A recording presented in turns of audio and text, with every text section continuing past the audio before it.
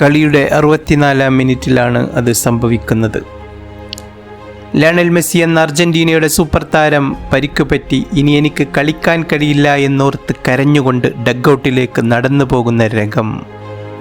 തൻ്റെ കയ്യിലുണ്ടായിരുന്ന ബൂട്ട് നിലത്തേക്കെറിഞ്ഞ് ഡഗ്ഔട്ടിലിരുന്ന ഒരു കൊച്ചുകുട്ടിയെപ്പോലെ കരയുന്ന ലിയോയെയാണ് ഫുട്ബോൾ ലോകം കണ്ടത്.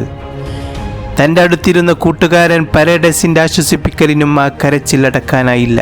ബിഗ് സ്ക്രീനിൽ കരയുന്ന മെസ്സിയുടെ മുഖം കണ്ട ഗാലറിയിലുള്ള അർജന്റീനിയൻ ആരാധകർ മാത്രമല്ല, കൊളംബിയക്കാർ പോലും അദ്ദേഹത്തിന് ചാന്ത് വിളിക്കുന്നത് ഞാൻ കണ്ടതാണ്. ഈ രംഗം ഗ്രൗണ്ടിലുള്ള മെസ്സിയുടെ കൂട്ടുകാരും കണ്ടു. പിന്നീട് കണ്ടത് യഥാർത്ഥ അർജന്റീനയെ. മലവെള്ളപ്പാച്ചിൽ പോലെ കൊളംബിയൻ പ്രതിരോധ നിരയിലേക്ക് ഇടിച്ചു കയറുന്ന അർജന്റീൻ താരങ്ങളെയാണ് പിന്നീട് കണ്ടത്. എന്ത് വില കൊടുത്തും ഈ കോപ്പ നേടണം, ഞങ്ങളുടെ നായകൻ്റെ സങ്കട കണ്ണീർ കണ്ട ഹാർഡ് റോക്ക് സ്റ്റേഡിയത്തിൻ്റെ പുൽമൈതാനത്ത് ആനന്ദക്കണ്ണീർ വീഴണമെന്ന് അവർ ആഗ്രഹിച്ചു.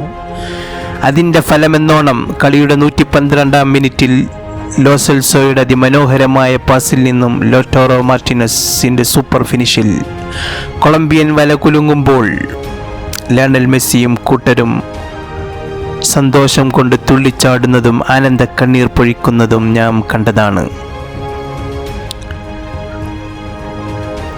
എൻ്റെ പ്രിയ കൂട്ടുകാരൻ ഡി മറിയക്കായി ഈ കപ്പ് നമുക്ക് നേടണമെന്ന് കളിക്ക് മുമ്പ് തൻ്റെ സഹതാരങ്ങളോട് പറഞ്ഞ ലിയോക്ക്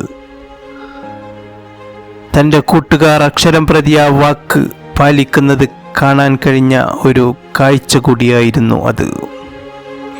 ഇതാണ് ടീം വർക്ക്, ഇതാണ് ടീം അർജന്റീന. അവർക്കെല്ലാം മെസ്സിയാണ്. ലിയോക്ക് തിരിച്ചും അങ്ങനെ തന്നെ. പുതിയ സ്പോർട്സ് വാർത്തകളുമായി വീണ്ടും കാണാം. അതുവരേക്കും ബൈ ബൈ.